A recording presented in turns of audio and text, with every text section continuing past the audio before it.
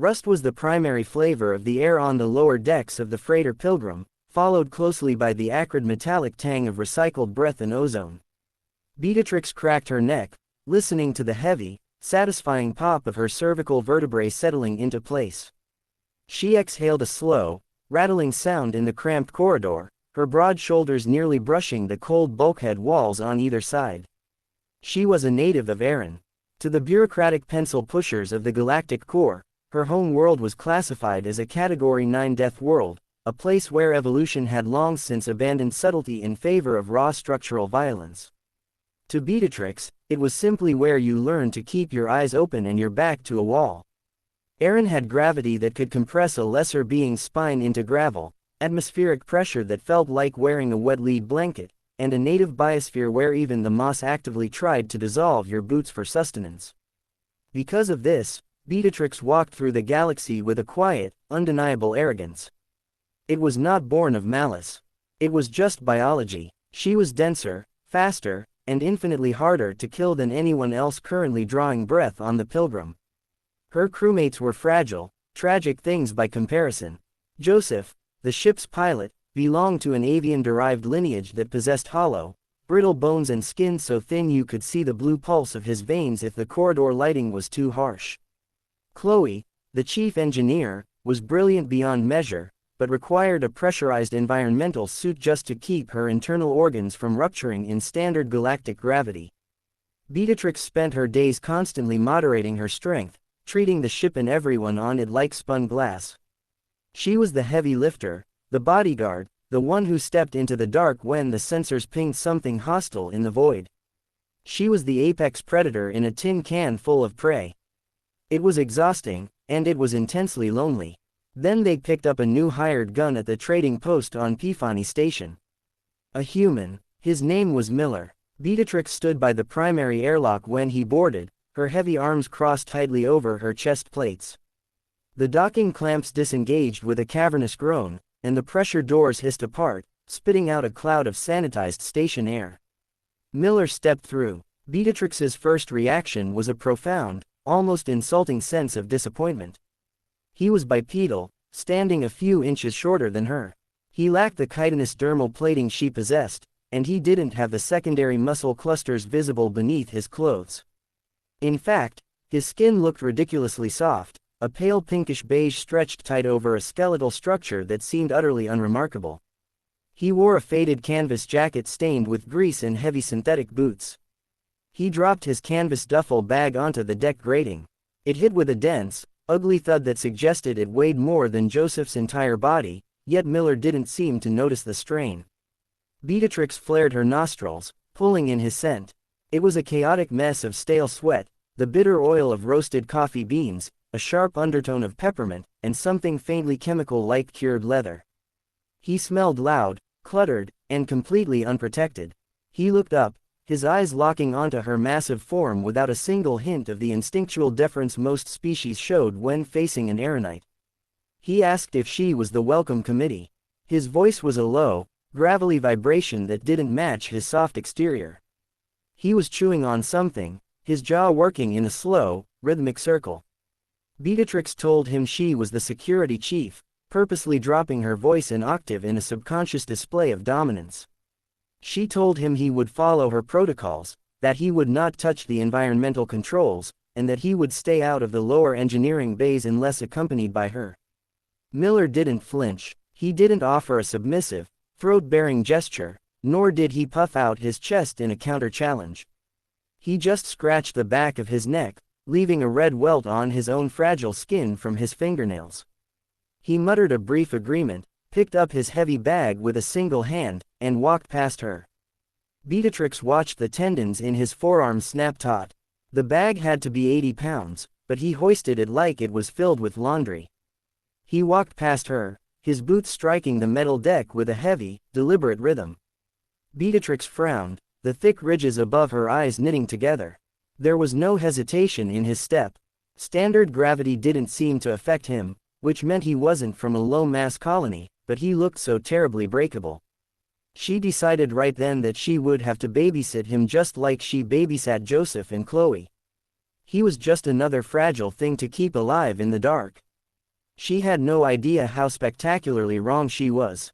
Vibrations travel differently through a ship when something goes catastrophically wrong. It isn't a sound, it is a feeling. It starts in the soles of your feet, a violent, jagged shudder that knocks the rhythm of your heart out of sync. Beatatrix felt it while she was in the mess hall. The lights flickered, buzzing furiously before dropping into the sickly amber hue of emergency power. A second later, the ship's internal comms shrieked with Chloe's voice, full of pure static and panic, screaming about Cargo Bay 4, the gravity dampeners failing, and the mooring lines snapping. Beatatrix was already moving before the transmission ended. She hit the corridor at a sprint, her heavy footfalls leaving shallow dents in the floor plating. The air in the lower decks was already growing hot, carrying the bitter, toxic smell of melting polymer and vaporized hydraulic fluid. She slammed the manual release for Cargo Bay 4, hauling the heavy blast doors apart with raw shoulder strength. The scene inside was chaos. The dampener grid had shorted out, meaning the localized gravity was violently fluctuating between 0 and twice the ship's standard pull. Worse, a 3-ton iridium manifold, a massive, jagged chunk of raw engine machinery, had snapped its carbon fiber restraints. It was sliding across the deck, tearing up sparks like a grinding wheel, heading straight for the lower control booth where Joseph was curled under a console, paralyzed by the sheer terror of the noise. Beatatrix calculated the distance. She calculated the mass of the manifold. She knew she could intercept it. It would shatter her left forearm, maybe break a few of her ribs, but her dense bone structure would hold long enough to deflect the momentum away from Joseph. She took a breath, bracing her legs against the vibrating floor, preparing to accept the agony. Before she could leap, a blur of faded canvas shot past her. Miller. He hadn't calculated anything. He didn't pause to weigh the physics or the biological cost of his actions. He just threw himself into the gap between the sliding manifold and the booth. Beatatrix roared for him to stop, her voice tearing at her throat. He was too soft. The iridium would crush his pelvis into dust and smear his fragile frame against the bulkhead. Miller slammed his boots into the deck grating, wedging his back against the reinforced steel strut of the control booth, and shoved his bare hands directly against the moving face of the 3-ton manifold. The sound that followed was nauseating. It was a wet, heavy crunch of yielding biology meeting unyielding physics. Beatatrix watched in sheer horror as the fabric of Miller's jacket tore apart, the jagged metal biting deep into his shoulder. She smelled the sudden, overwhelming stench of searing meat. The manifold was superheated from the friction of its slide. But the manifold stopped. It stopped because Miller was screaming. It wasn't a scream of pain, though the pain must have been absolute. It was a primal, guttural roar of sheer defiance. His jaw was locked, the veins in his neck bulging so violently they looked like black worms beneath his skin. Beatatrix's eyes widened. She was a Deathworlder. She understood biology better than anyone on this ship. What she was looking at was physiologically impossible. Miller did not have the muscle mass to halt 3 tons of sliding metal, but his body was doing it anyway. He was tearing his own muscle fibers to shreds, redlining his central nervous system, and bypassing every built-in safety limitation his brain possessed. He was destroying himself from the inside out just to hold the line.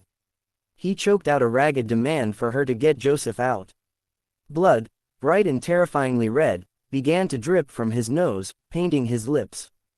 The smell hit Beatatrix, heavy with iron and sharp with adrenaline. It smelled like pure, distilled violence. Beatatrix snapped out of her shock. She lunged forward, grabbing Joseph by his uniform and hurling the frail pilot completely out of the booth. The second Joseph was clear, Miller let go. He didn't leap away gracefully, he simply collapsed. The manifold ground forward another 2 inches, smashing into the booth exactly where he had been standing, but Miller had dropped like a stone, rolling weakly out of the crush zone. Beatatrix stood over him, her chest heaving. The danger was over. The gravity grid hummed back to life, pinning the metal firmly to the floor. She looked down at the human. His left arm hung at a sickening, impossible angle.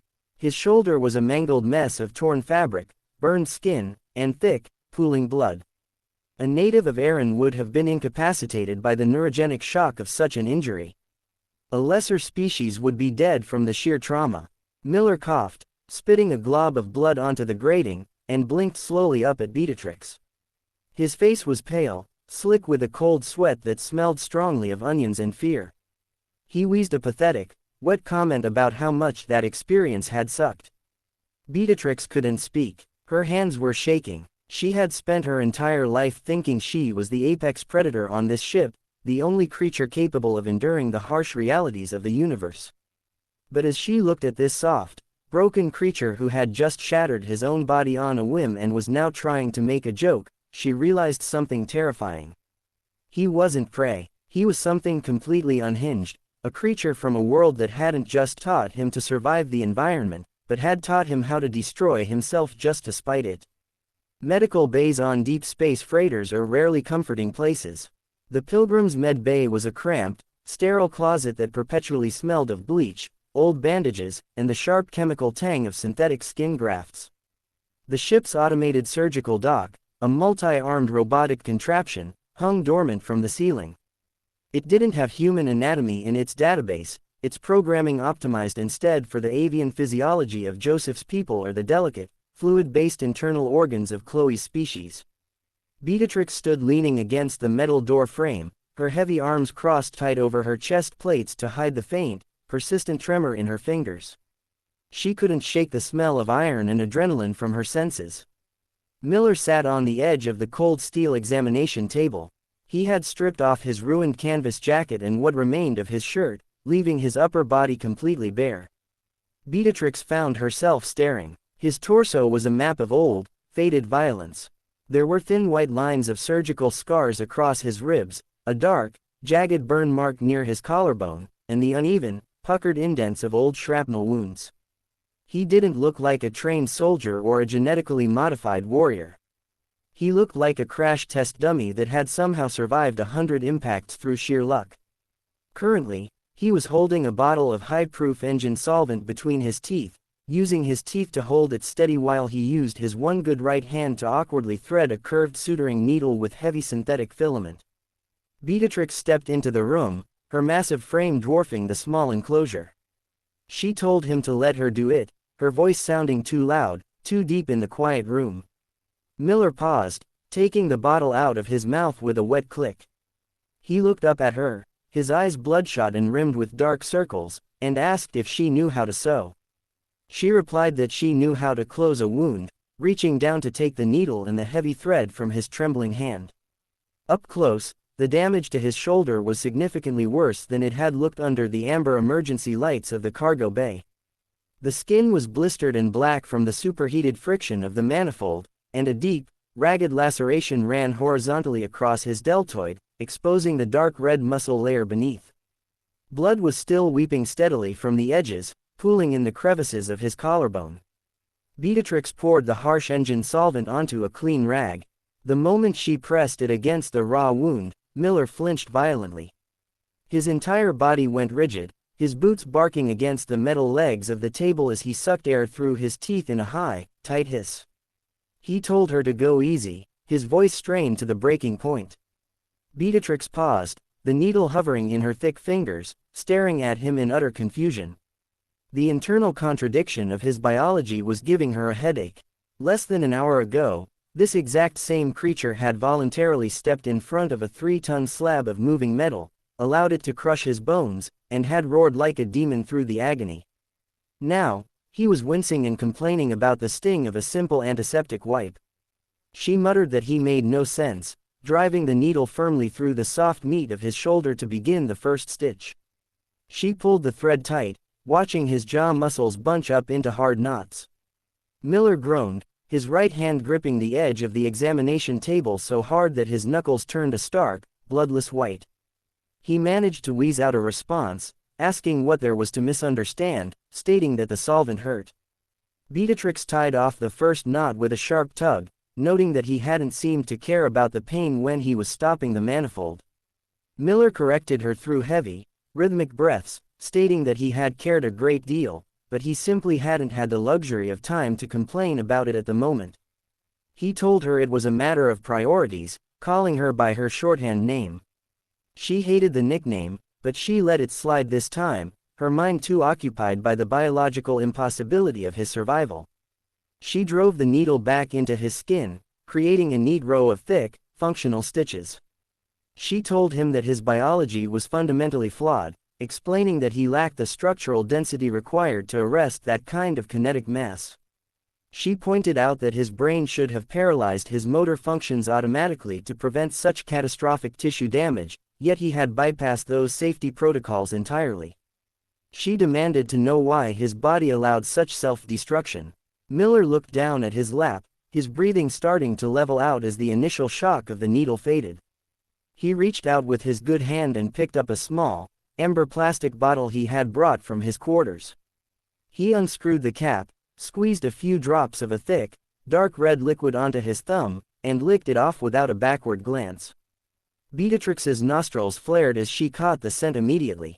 Capsaicin. On her home world of Erin, that chemical was classified as a severe irritant.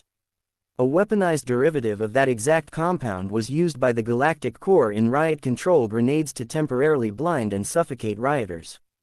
Yet, the human was consuming it willingly, using it for comfort.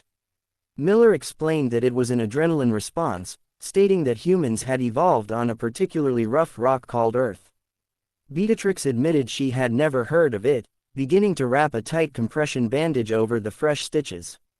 Miller chuckled, a dry, humorless sound that vibrated in his chest, noting that he wasn't surprised since their world was out in the galactic wilderness.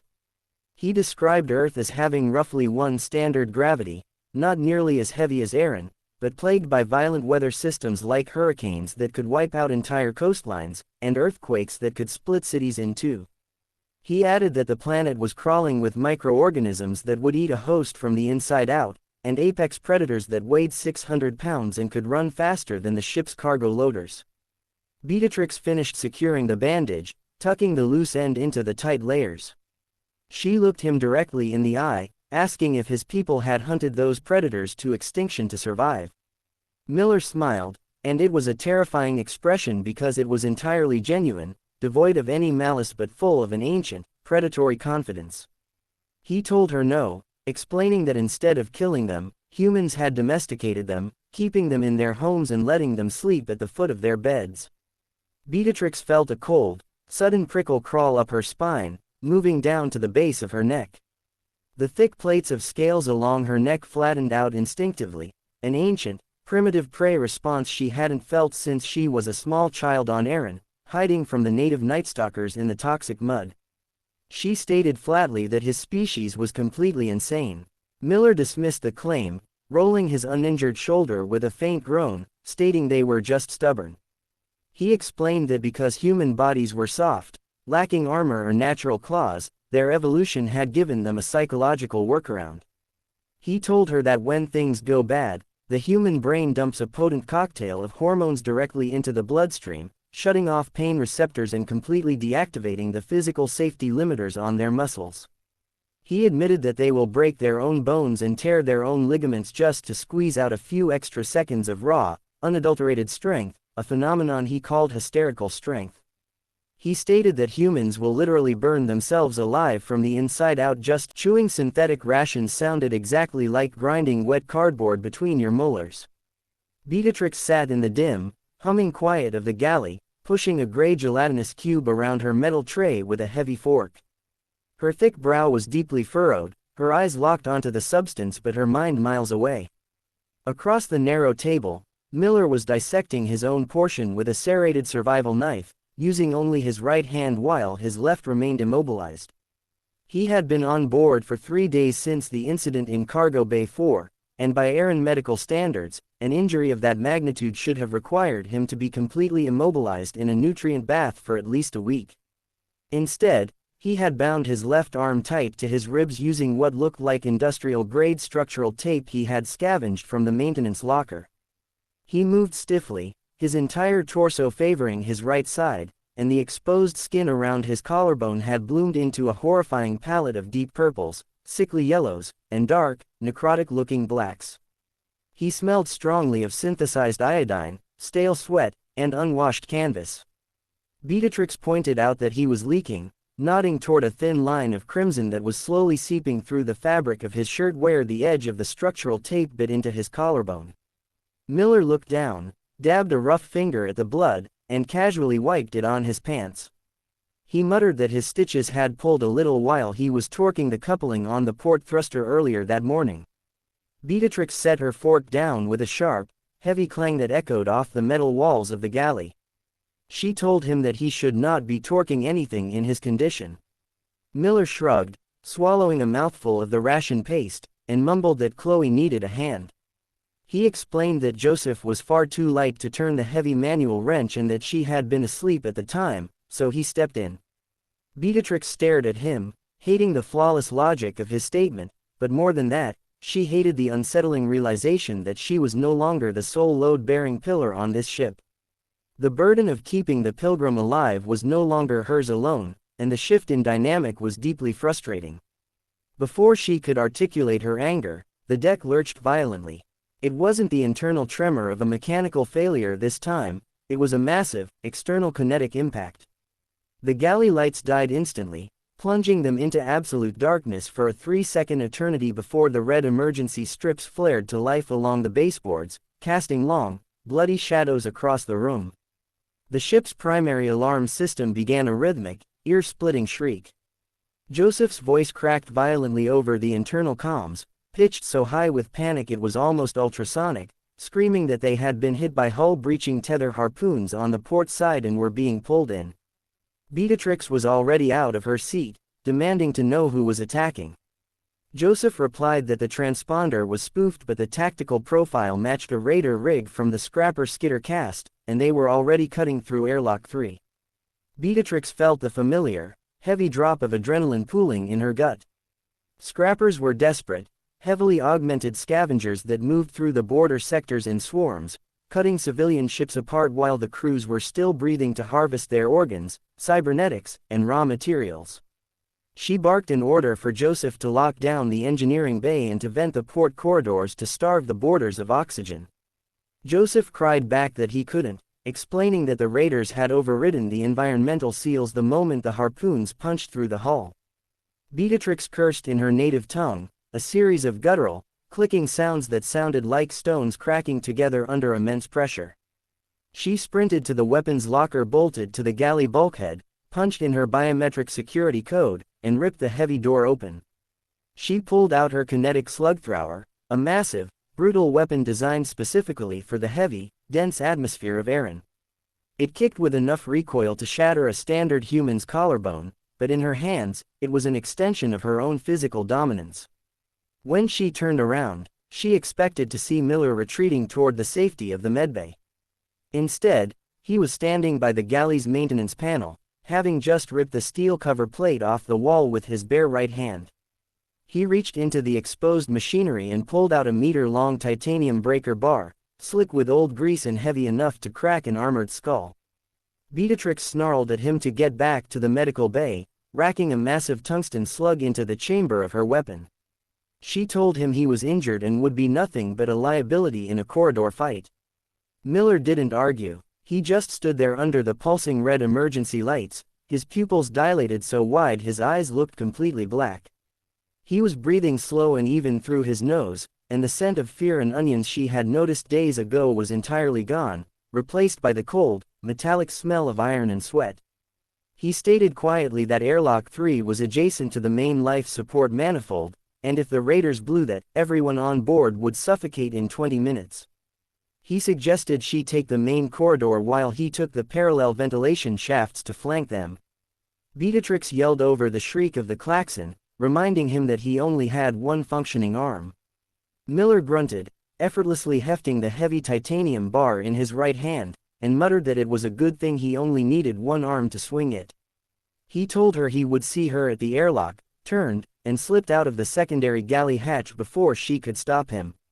He moved with a silent, terrifying urgency that defied his bulk. Beatatrix didn't have the time to chase him down.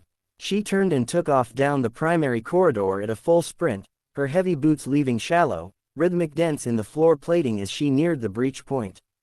The air in the corridor grew rapidly colder, smelling of raw space, burning plasma, and the sharp, ammonia tang characteristic of the Scrapper Raiders. She rounded the final corner just as the inner door of Airlock 3 gave way in a spectacular shower of molten slag and blinding sparks. They poured into the ship like roaches.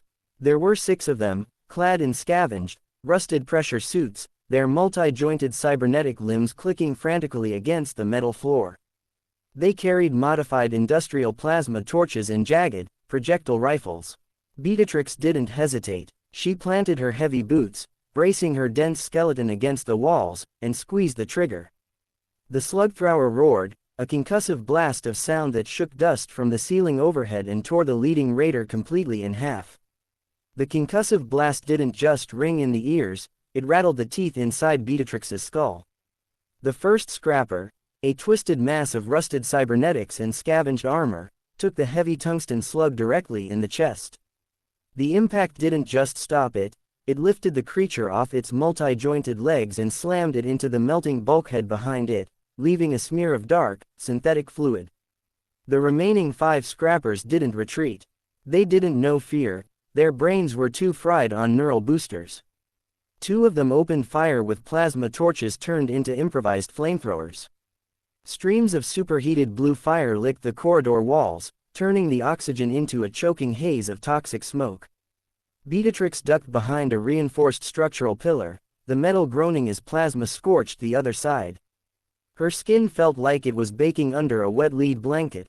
Her native Aran biology could handle pressure, but plasma was a universal equalizer. Where was the human? She thought grimly, checking her ammo counter.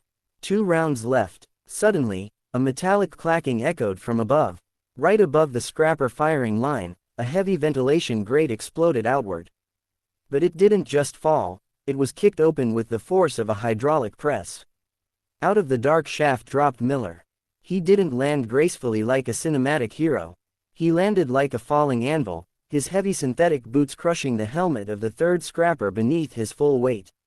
A wet, mechanical crunch echoed through the corridor. Before the other raiders could pivot their weapons, Miller roared. It was that same primal, terrifying sound from Cargo Bay 4. His left arm was still taped brutally to his ribs, but his right arm, surging with a suicidal dose of adrenaline, swung the meter-long titanium breaker bar in a brutal, horizontal arc. The heavy bar connected with the side of a scrapper's neck. The kinetic energy was so immense that the titanium didn't just break the creature's neck, it tore the cybernetic head clean off its mounts. Sparks and black oil erupted in a violent fountain. Miller choked out a ragged demand, stating there were 2 raiders left, his face pale and blood already beginning to bubble from his nose as his body redlined once again. The remaining 2 scrappers panicked. One targeted Miller, raising a jagged projectile rifle. Beatatrix screamed for Miller to get down. She stepped out from the pillar, braced her massive shoulders, and fired her last 2 slugs in rapid succession. The double tap caught the raider in the torso, shredding its power pack. The resulting explosion blew the creature into scrap metal. But the final scrapper was already upon Miller.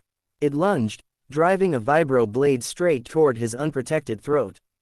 Miller didn't try to dodge.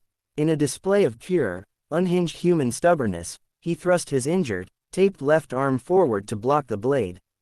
The high-frequency knife sliced through the industrial tape and buried itself deep into his forearm bone. Miller didn't even wince. He used the blade stuck in his arm to trap the scrapper close. He whispered that it was his turn, his eyes wide and bloodshot. With his free right hand, he drove the blunt end of the titanium breaker bar straight through the scrapper's reinforced visor. The glass shattered, and the creature went limp, pinning Miller to the deck as they both crashed down. Silence returned to the corridor, save for the rhythmic shriek of the emergency klaxon. Beatatrix dropped her empty weapon and rushed over, her heavy hands easily tossing the dead scrapper off Miller. She looked down at him. The industrial tape on his torso was soaked in fresh, bright red blood. The vibro blade was still embedded in his arm. He looked like a corpse that hadn't realized it was dead yet. She breathed that he was insane, pointing out that he had blocked a blade with an already broken arm. Miller lay on his back, staring at the red emergency lights on the ceiling. He let out a shaky, rattling breath, his chest heaving. Slowly, his jaw worked into a weak, bloody grin. He wheezed a shortened version of her name, coughing up a small splatter of crimson, and joked that he told her he only needed one arm to swing. Beatatrix didn't reply with her usual dominance. She knelt in the blood and oil, carefully lifting the soft, breakable, terrifying human onto her shoulders. She had spent her life thinking that strength was about how much weight your bones could carry. Now she knew the truth. Real danger wasn't a creature built to survive the world. It was a creature that would break its own world just to survive you. She carried him down the corridor, her steps heavy and purposeful, leaving the wreckage of the scrappers behind. The emergency lights continued to pulse, painting their path in long strokes of crimson, but the air was already beginning to clear as the ship's automated scrubbers fought back against the smoke. When she reached the medical bay, she deposited Miller onto the table with far more gentleness than she used for any other object on the ship. The automated surgical dock remained static above them, its optical sensors blinking uselessly. She went to work immediately, retrieving the necessary medical supplies from the cabinets without waiting for him to ask. The vibro blade required a steady hand to extract, its power source having died upon impact, leaving the cold metal wedged firmly into the radius bone of his left forearm. She braced his arm with one hand and gripped the hilt with the other, looking into his eyes to gauge his readiness. Miller merely nodded, closing his eyes and gripping the edge of the table once more. With a swift, controlled pull, Beatatrix extracted the blade. Miller's body shuddered, a low moan escaping his pressed lips, but he did not scream. The blood followed the steel, a bright, hot torrent that she quickly contained with a thick pad of hemostatic gauze. She worked in absolute silence, applying pressure until the bleeding slowed to a sluggish crawl, then began the arduous process of cleaning the new lacerations. The scent of copper was overwhelming in the small space, mixing with the sharp odor of the antiseptic. She looked at his face, noticing the tiny broken capillaries in his skin, a physical manifestation of the extreme internal pressure his brief burst of hysterical strength had caused. She asked him if this was what his people did every time they encountered an obstacle. Miller kept his eyes closed, his breathing shallow and rapid, and murmured that they only did it when backing down meant dying. He explained that on Earth, if you ran from a predator, you just died tired, so humans learned to stand their ground, even if it meant breaking themselves to do it. Beatatrix applied a fresh layer of synthetic skin over the deep cut on his arm, smoothing the edges down with her thumb. She noted aloud that such a philosophy seemed entirely counterproductive to long-term survival, yet here he was, breathing and talking despite violating every law of biological preservation. Miller opened his eyes, the pupils slowly returning to their normal size as the adrenaline began its slow, painful departure from his system. He looked at his newly bandaged arm, then up at her massive, armored face. He told her that survival wasn't about staying pretty, it was just about being the last one standing when the dust settled. He added that humans might look like glass to an aeronite, but glass can shatter into a million jagged pieces and cut your throat if you step on it wrong. Beatatrix let the comment hang in the sterile air, unable to find a counter-argument.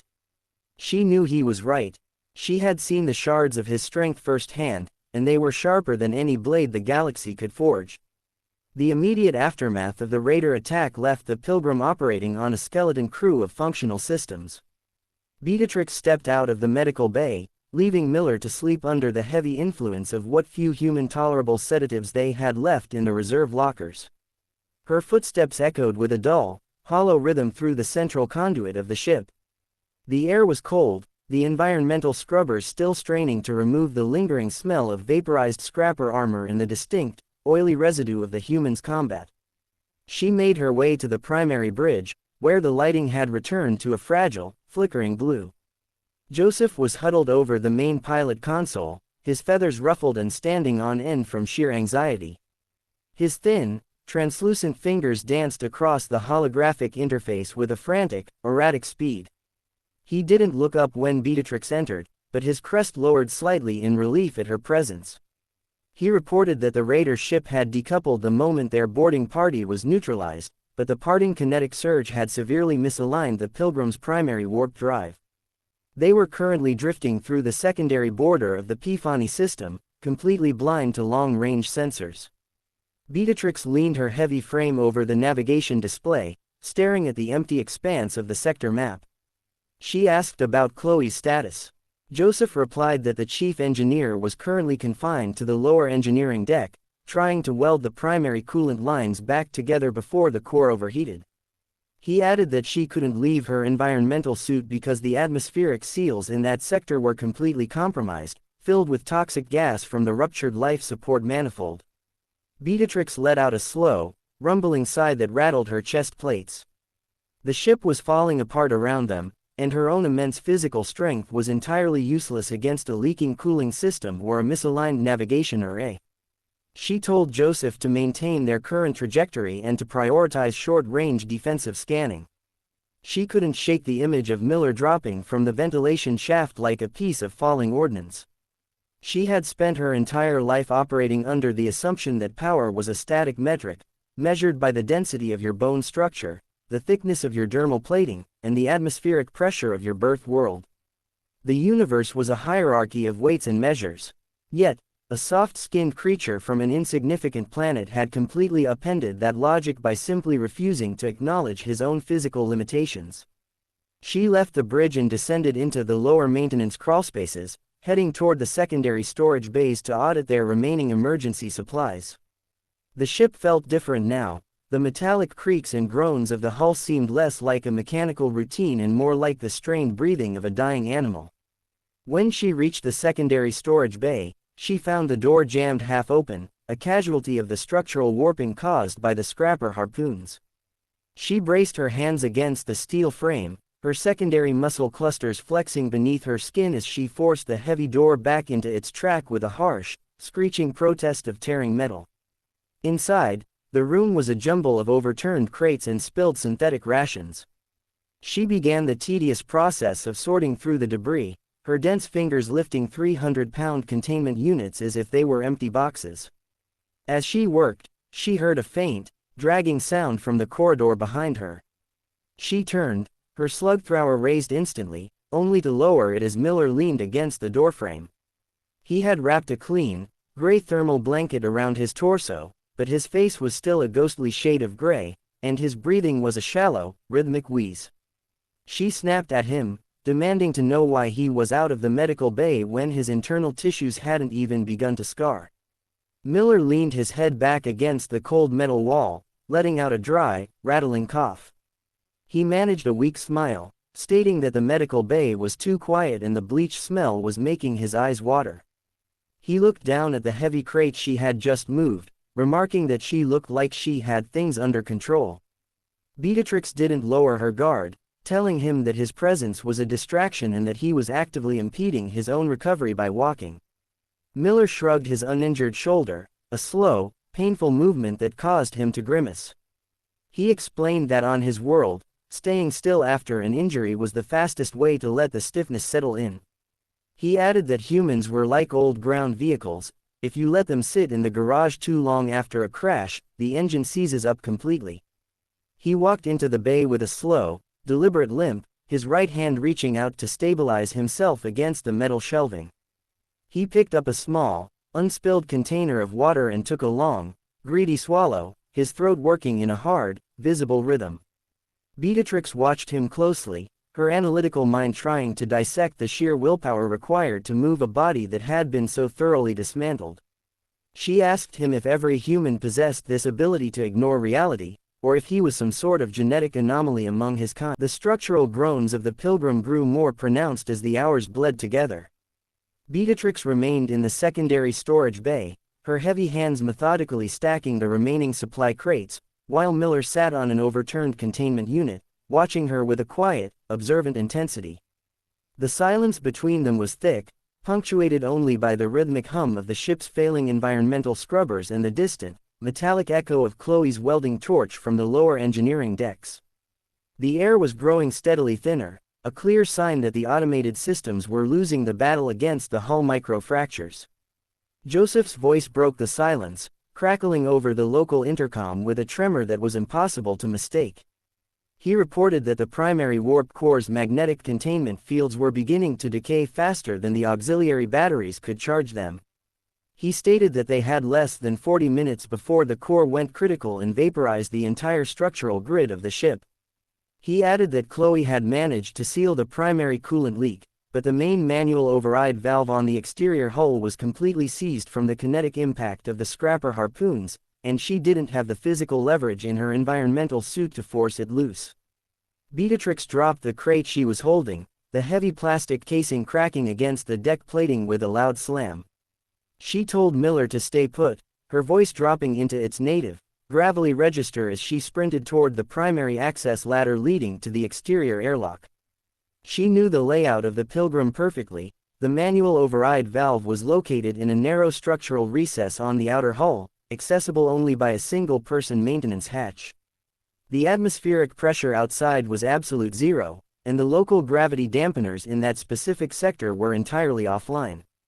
She reached the maintenance airlock in under 2 minutes, her dense aeronite lungs burning from the thin air of the corridors. She quickly hoisted her heavy frame into a standard-issue emergency pressure suit, the thick material stretching tight over her secondary muscle clusters. She gripped the manual wheel of the outer hatch, her broad shoulders bunching as she threw her full weight into the turn. The steel wheel groaned, resisting for a fraction of a second before spinning free, allowing the inner airlock door to hiss open. Before she could step into the chamber, a heavy hand caught the edge of her shoulder plate. She turned her head inside the oversized helmet, her eyes widening as she saw Miller standing behind her. He wasn't wearing a proper pressure suit. He had managed to pull on an old, oversized atmospheric vacuum jacket and a basic emergency breathing mask that covered his mouth and nose. His left arm was still taped brutally to his ribs, but his right hand held a massive, double-ended hydraulic pry bar he had taken from the maintenance locker. She snarled through the internal comms channel, telling him he was being completely suicidal. She pointed out that his primitive human lungs would collapse the moment the airlock cycled, and the lack of proper thermal protection would freeze his exposed skin within minutes. Miller didn't blink. His bloodshot eyes looked at her through the clear visor of his breathing mask, his expression completely devoid of fear. He stated into his headset that she couldn't turn the valve alone because the angle of the structural recess required 2 points of leverage to prevent the primary stem from snapping off entirely. He added that if the stem snapped, the core would blow anyway, so the biological risk was entirely irrelevant. Beatrix stared at him through the reinforced glass of her helmet, her analytical mind checking the structural blueprints of the exterior valve. He was right. The Galactic Core designers had engineered the manual override to be operated by a standard 2-man maintenance team using synchronized tools. If she attempted to force the seized valve from a single side with her massive strength, the rotational torque would shear the central alignment pin, sealing the coolant loop permanently and ensuring their destruction. She didn't waste oxygen arguing. She gripped the collar of his vacuum jacket and yanked him into the airlock chamber beside her, slamming the inner hatch shut with a heavy kick of her boot. She punched the cycle sequence on the wall panel. The air inside the small room vanished with a sudden, violent hiss, the sudden drop in pressure causing the fabric of Miller's jacket to puff out instantly like a balloon. Beatrix watched him closely. His skin turned a deep, alarming shade of purple as the ambient vacuum began to draw the heat from his capillaries, and his teeth clutched the rubber mouthpiece of the breathing mask so hard his gums began to bleed. The outer hull doors parted, revealing the massive, terrifying expanse of the dark void outside. The P-Fani system's distant star cast a cold, harsh white light across the shattered hull plates of the Pilgrim.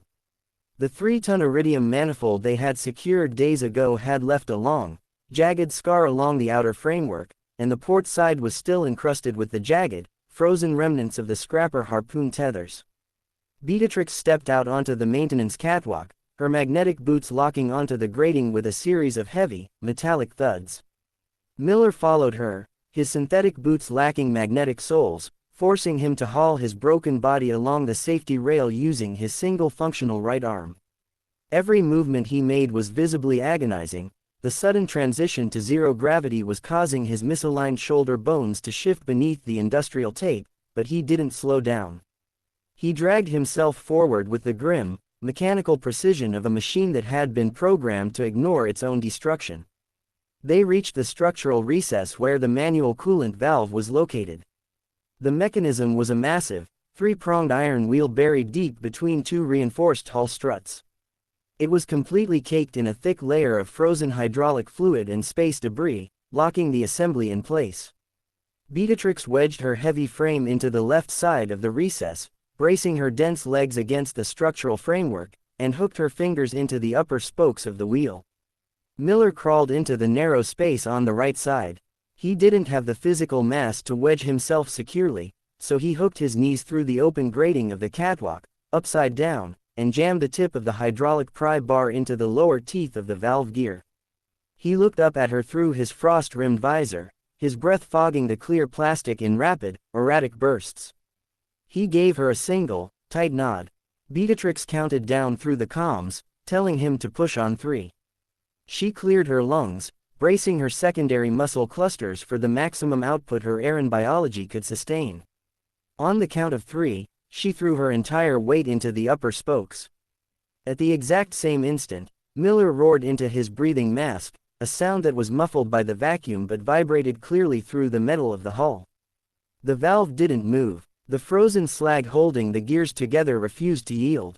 Beatatrix felt the muscles in her back strain against the resistance, her bones creaking under the self-imposed pressure. Across from her, Miller's body began to redline once again. The veins in his forehead bulged against his pale skin, turning a dark, bruised purple as his central nervous system bypassed his physical safety limiters for the second time in 3 days. The blood began to pour freely from his nose inside his mask, filling the small rubber cup with a dark, warm fluid. He didn't stop. He pushed harder, his right arm shaking so violently the titanium pry bar began to flex under the raw, unnatural force of his hysterical strength. The fabric of his vacuum jacket tore at the shoulder seam, exposing the raw, freshly stitched skin beneath to the freezing vacuum of space. The stitches tore open instantly, freezing the emerging blood into tiny, dark crystals the moment it touched the void. With a sudden, violent crack that vibrated through the boots of their suits, the frozen seals on the valve broke. The iron wheel spun 3 inches to the left, the primary gears engaging with a heavy, grinding sequence as the manual coolant override finally opened. The internal comms immediately crackled with Chloe's voice from deep inside the ship, screaming that the pressure was dropping and the core temperatures were stabilizing. Beatatrix didn't waste a second celebrating. She reached across the recess, grabbed Miller by the collar of his ruined vacuum jacket, and dragged his limp, shivering form out of the structural gap. His eyes were rolled back into his head, his breathing mask completely flooded with blood, and his right hand was frozen in a tight, curled spasm around the handle of the pry bar. He had literally used his muscles until the fibers locked into a state of temporary paralysis. She hauled him back toward the airlock, her magnetic boots slamming against the catwalk with a frantic, desperate rhythm. She had saved her ship, but as she looked down at the bleeding, unconscious human in her arms, she knew she was carrying a creature that was entirely too stubborn to die by the laws of the galaxy. The transition from the absolute zero of the exterior hull to the pressurized environment of the airlock was a violent rush of sound and heat.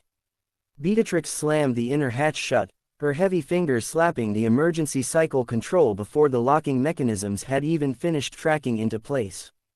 Air hissed back into the chamber with a deafening roar, swirling the tiny, frozen red crystals of Miller's blood into a pink mist that settled across the cold metal floor. The moment the pressure gauge stabilized, Beatatrix ripped her oversized helmet off, letting it clang against the bulkhead. She dropped to her knees beside the human. Miller was completely motionless, his face a horrifying shade of bluish-gray under the harsh fluorescent lights of the corridor. The rubber cup of his breathing mask was filled to the brim with dark, viscous blood that had already begun to pool down his neck, staining the torn collar of his vacuum jacket. She reached down with her thick fingers, carefully unbuckling the mask to clear his airway. The scent that hit her wasn't just the familiar copper tang of human blood, it was the heavy, scorched smell of a body that had literally overheated from the inside out. His skin felt like an over-torqued engine component, radiating a dry, unnatural heat despite his prolonged exposure to the vacuum of space. Her own dense aeronite heart hammered against her ribs as she pressed 2 fingers against the side of his neck, searching for the erratic pulse she had grown to recognize. For 3 long seconds, there was nothing. The ship's primary engines hummed to life with a deep, stable vibration that signaled the successful cooling of the warp core, but the sound felt completely hollow in the small room. Then, beneath her fingertips, she felt a violent, ragged thud. It was followed by another, then a sharp, desperate gasp as Miller's lungs involuntarily expanded, sucking in the stale, recycled air of the airlock. He didn't open his eyes. He didn't move his limbs. He simply lay there, his chest heaving in shallow, rapid hitches while his body struggled to reset its ruined homeostasis. Beatatrix didn't wait for him to recover. She slid her massive arms beneath his limp torso, lifting him effortlessly against her chest plates. She walked out of the airlock, her heavy boots leaving a trail of wet, crimson smears on the deck grating as she carried him back toward the medical bay. The corridors were alive with activity now. The cool blue operating lights had returned to full intensity, and the environmental scrubbers were working at maximum capacity, drawing out the toxic remnants of the scrapper raid. She passed the lower engineering hatch just as Chloe stepped out, her pressurized suit covered in black grease and soot. The engineer stopped in her tracks, her large, fluid-filled eyes widening behind her visor as she looked at the mangled state of the human in Beatatrix's arms. Chloe asked if he was alive, her voice trembling through her suit's external speaker. Beatatrix didn't break her stride, replying flatly that he was too stubborn to allow his organs to fail.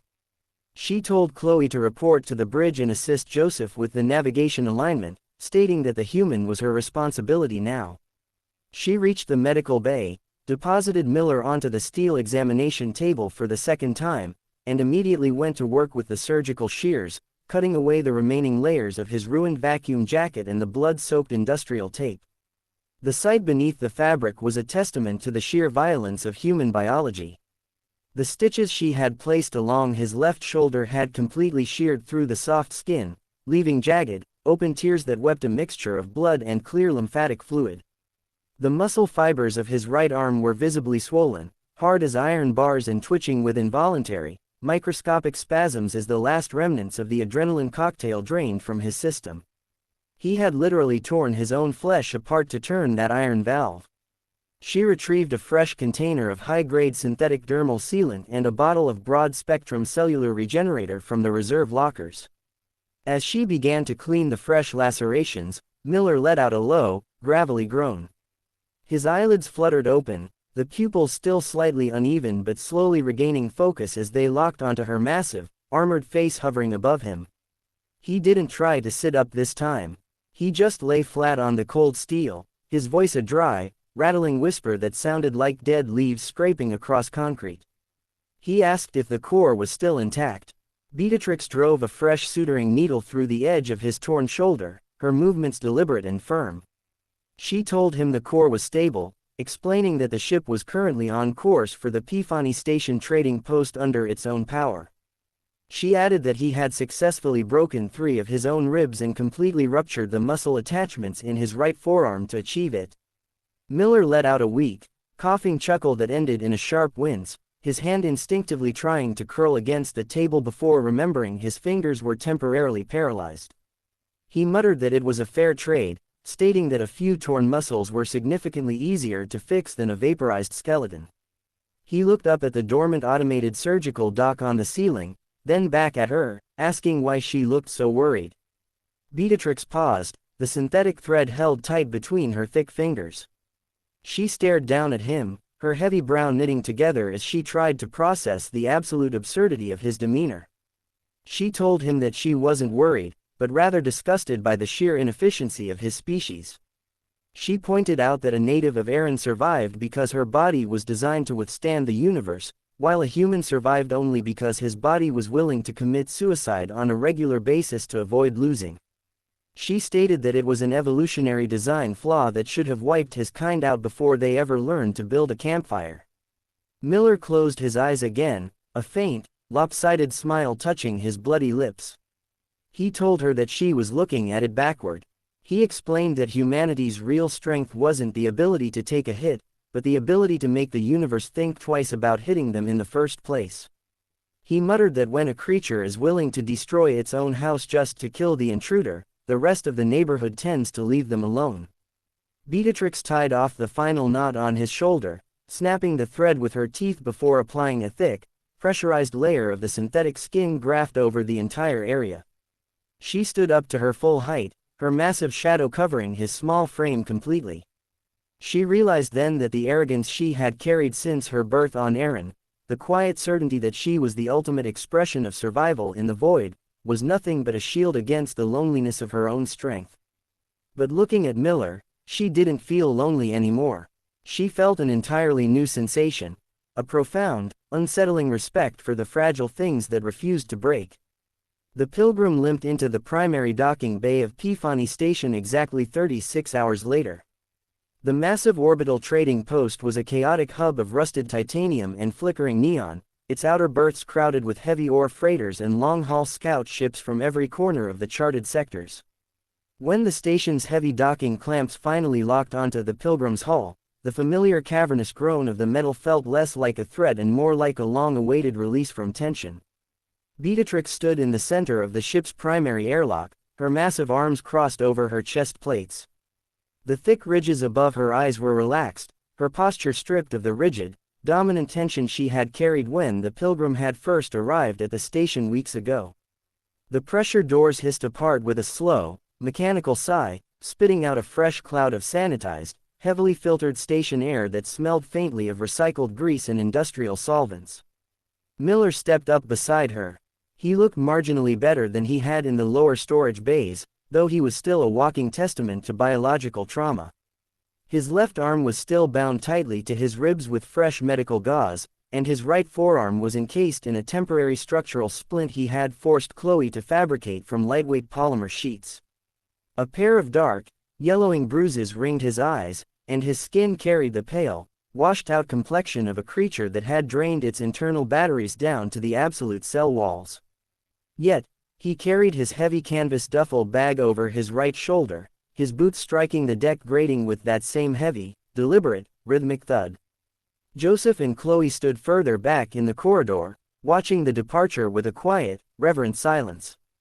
The avian pilot's crest was fully lowered in a gesture of profound respect, while Chloe remained inside her environmental suit, her gloved hands resting against the bulkhead as if she were still trying to comprehend how the ship was still intact. Miller stopped at the edge of the threshold, looking out at the sprawling, multi-level promenade of Pifani Station. He adjusted the strap of his duffel bag with a slight grunt, his jaw working in that slow, rhythmic circle as he chewed on a fresh piece of synthetic peppermint root. He turned his head slightly, his bloodshot eyes locking onto Beatatrix's massive form.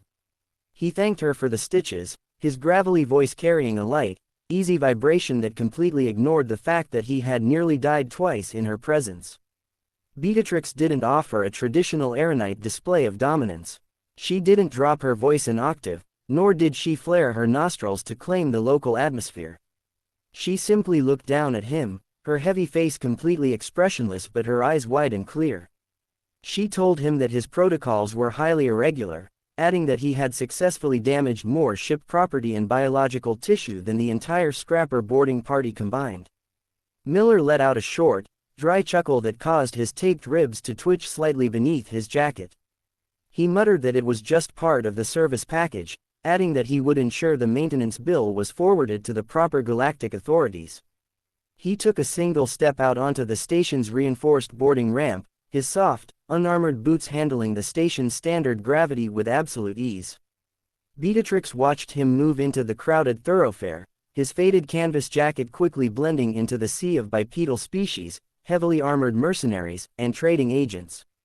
She looked down at her own heavy, calloused hands, noting the faint, dark residue of human blood that had permanently stained the micro crevices of her skin plates. It was the blood of a creature that didn't have the decency to stay broken when the universe smashed it. She turned back toward the interior of the Pilgrim, the heavy airlock doors beginning their slow, pneumatic closing sequence behind her. The air on the lower decks still tasted faintly of rust and ozone, and the grinding fatigue in her dense muscles hadn't vanished. But as the pressure seals engaged with a definitive, ringing Thanks click, for watching. she realized If you the love loneliness epic that had sci-fi defined stories her and entire unforgettable galactic journey was adventures, gone. be sure to like, She share, knew the and galaxy subscribe was to full of HYF terrifying Sci-Fi. things, Join our massive growing death community, worlds like Aaron, and we'll see you in the predatory next journey swarms like beyond the the stars. Scrappers, and cosmic anomalies